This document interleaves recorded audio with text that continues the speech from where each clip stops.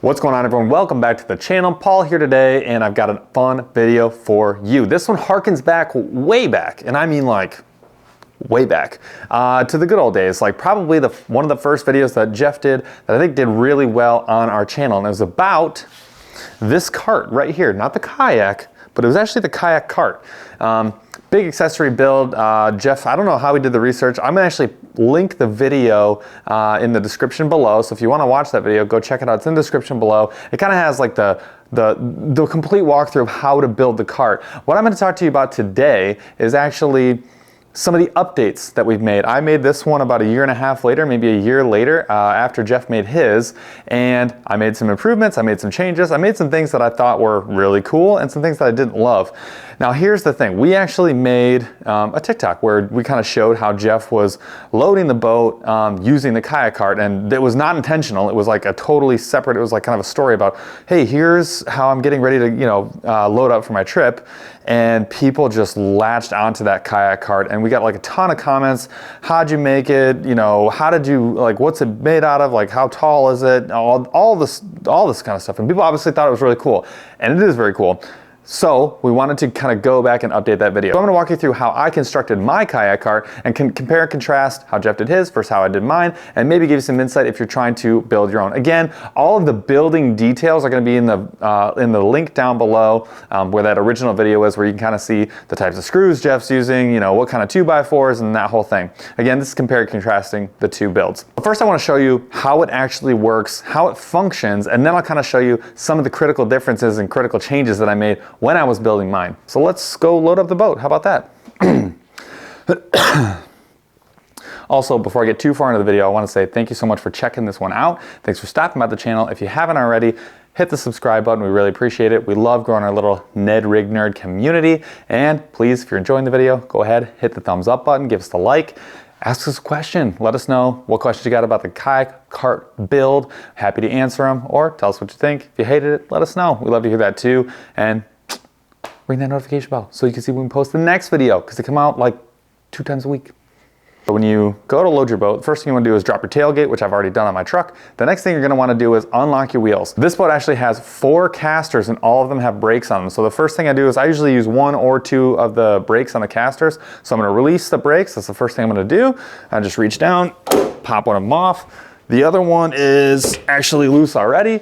I have 2-inch casters on mine. I think 2 inches is the minimum. If you have any kind of bumps or you're going up and down any kind of incline, I actually have a decline, like a driveway that drops down when I am loading my boat. So I actually have to kind of wheel it into place, and actually like goes downhill. Then I have to pull it back uphill.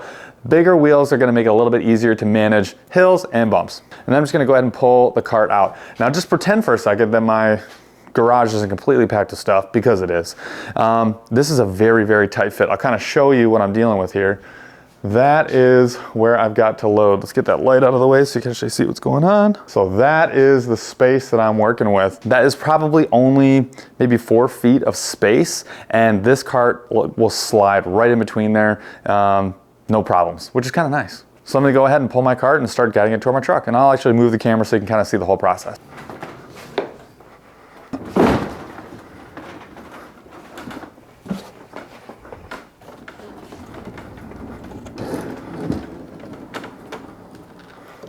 What I've basically done is I got my kayak right up to the lip of my truck. Now when I measured this thing, I measured the height so that with the casters, and then with the frame, and then with this plywood top sheet, I knew it was gonna match up with the height of my Boondocks T-bone, which is what I'm actually using as like a bed extender.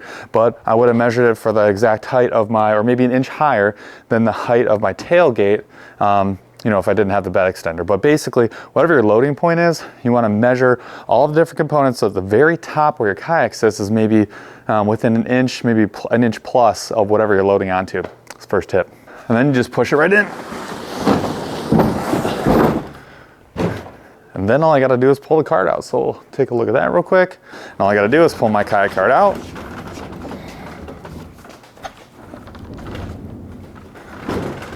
Make it over my bump. And then I just park this bad boy back in the garage. You can see how easily it moves with those 4 casters. 4 casters is nice too, because it moves 360 degrees really easily. It's just really smooth. Now unloading the boat after a trip, it's basically the same process in reverse, but the one thing I'll tell you is with a boat this long, the first thing that I do is I actually pull my kayak out, maybe 2 feet, 3 feet,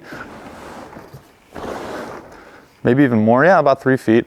And that kind of preps everything so that I can slide it right under. It means I don't have to reach out quite as far. I'll show you what that looks like. So I'm just doing the same thing in reverse. Grab the cart, wheel it around here. Kind of line things up. And all you gotta do is pull your boat on. It's actually pretty easy, only takes maybe 10 seconds. And then I can show you what pulling the boat is like, even going uphill, again with those casters. This is pretty easy.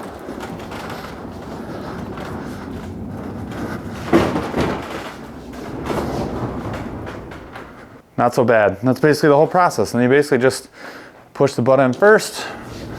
And I've got like no clearance here. I mean, with this pile of kids' toys and all my tools, I got no clearance, but still parking that thing's a piece of cake. You lock the wheels down and you're good to go. So that's how that bad boy loads and unloads. It's really, really nice and smooth. Now, one of the things that I didn't change was this bad boy right here. So this is the PVC pipe that we use to load the boat. I don't even remember the size of it. I think it's like 2.5 inch, maybe 3 inch. But again, check that video in the link down below. You can see all those details. No change to the general frame. However, I did build mine a little bit differently in terms of how all the pieces fit together. I really wanted these support pieces to have the 2x4 on top and then rest on top of these 2x4s and then have this piece be sort of like on the outside.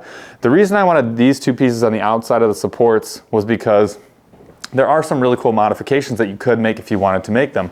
I actually toyed with the idea many times of putting some rod holders along the edge here, or even hanging some buckets from the outside here. But yeah, I still have yet to do, like, there's a lot of stuff that I would like to do with the sides of this setup specifically, but I have young kids, so having like tools, hooks, extra lures, even rods and reels with baits on them, with hooks on them down low is kind of a problem. This is right at toddler height, so that's a hook through the finger waiting to happen. So haven't done it yet, but maybe someday. Now, what are some of the things that I changed? What are the big changes that I made? The first thing you notice is the top and bottom section, the floor of my kayak cart. I have plywood. I have a 8x4 standard plywood sheet size plywood.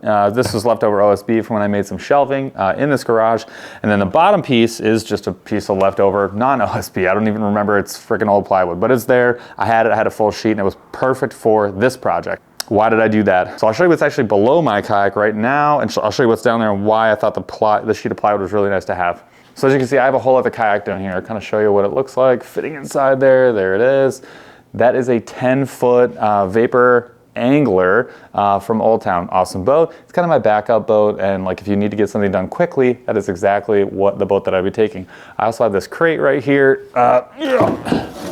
which just has extra lures that I may need. Some of my favorites that I have multiples of, so if I need something quick, I can go grab it, or if I'm doing some organizing, I can just real quick grab and go. So you gotta have the mule fishing coes and all that sort of thing, quick to hand. Kind of nice to have those right here. And again, if you decided to put some either rod holders going this way, or if you decide to put some like utility bins or shelves, you could have a lot of stuff quick to hand, which I do still think is an awesome idea. You could even put some pegboard along here, and that would be just awesome utility space. And then honestly, normally I have a whole bunch of my kids stuff. So I have like kids life vests, I have like coolers down here and all kinds of stuff. So having the floor, that 8x4 plywood sheet is super nice. The other thing that you'll notice is this is a lot wider and even a lot longer than Jeff's. I actually wanted this to be as big as possible so that I could use it as utility. That's kind of nice because the 8x4 sheet fits perfectly right on top. That's kind of how it was designed. It also holds a ton of weight. This is just like 2x4 studs. Again, if you want to see everything, it's in the link in the video down below, so you can see the wood that we use and that sort of thing.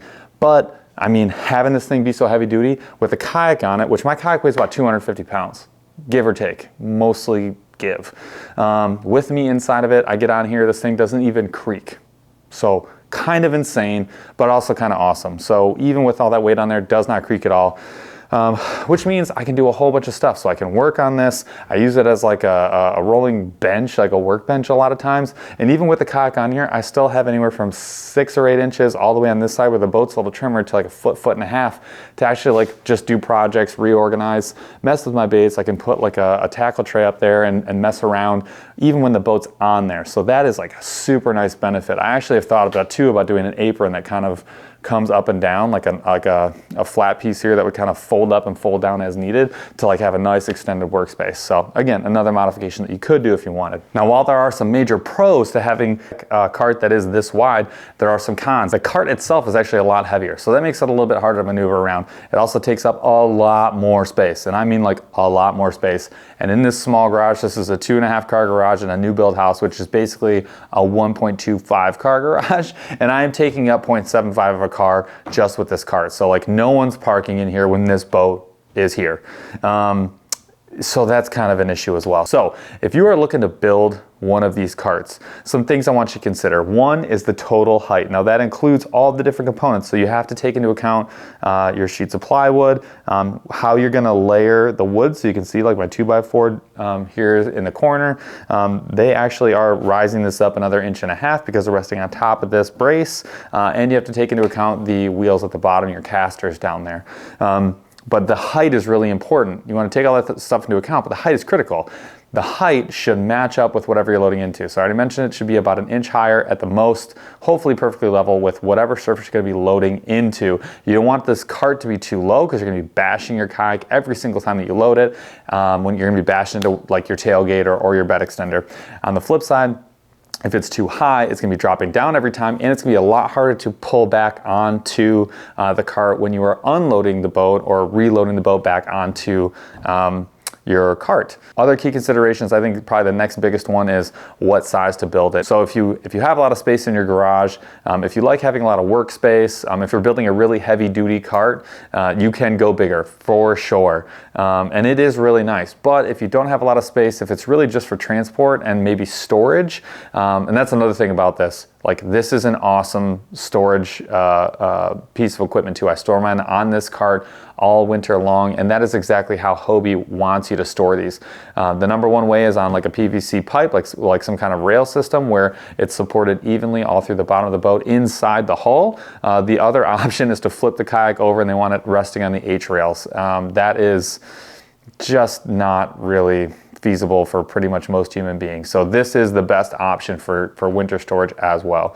But yeah, for storage and just transportation basics, I think a smaller cart's much better. Like one that's half this size is probably gonna serve you very well. It's gonna move the boat around quite easily. It's gonna be very light. It's not gonna take up any additional space, and you will still have space for another kayak underneath, no problem. You just wanna have space for all the extras. And if you wanted to put on some additional accessories and things like that, you might have a little bit more of a hard time trying to fit those onto a smaller frame. It's also going to be cheaper. It's a little bit less expensive. Like yes, you still have to buy maybe a sheet of plywood, but you can forego the plywood entirely if the whole kayak is going to cover the whole top. Just like Jeff's, you don't need it. You could save yourself $60 to $100 depending on how much less wood you're going to get away with. So it's less 2x4s, less screws, and less plywood, and even less PVC. So something to think about. Now, what kayaks is this going to work well with? I suggest that anybody who has a tough time loading and unloading their boat at home or anywhere, just in general, I highly recommend this for you. This is a really great option. It opens up a bunch of storage underneath, and it makes loading and unloading like a piece of cake every single time. It also makes working on your boat a lot easier. When your boat's on the ground or when you have to have it hanging up, you can't like leave all your stuff in it. I just leave all my gear in my kayak 24/7. I mean, unless I'm like taking it inside for like long-term storage, it stays in the boat, and it's much easier to prep for the next day. Most of my baits, most of my rods, and all my electronics for the most part are in the boat 24/7. Makes prepping a breeze and getting out and going more often that much easier, which gets you on the water that much faster, that much more often. If your kayak weighs like 85 pounds, 80 pounds or more, this is kind of I wouldn't say it's a must, but it really is nice to have. You're probably gonna have 15, 20 pounds of gear minimum on top of your 80-pound boat, which means you're working with 100 pounds. Loading 100 pounds without a cart is not a lot of fun, and it can detract from your desire to go fishing, and it can actually be a barrier because you're like, I gotta get all my stuff out. I gotta get my lures from the basement, my rods from the garage. I gotta get my you know, this, that, and the other thing, load it all up, and then I have to like put the thing on top of my minivan or whatever, right? It's a real pain in the neck, which is like not cool. And last but not least, it does enable 2 kayak storage.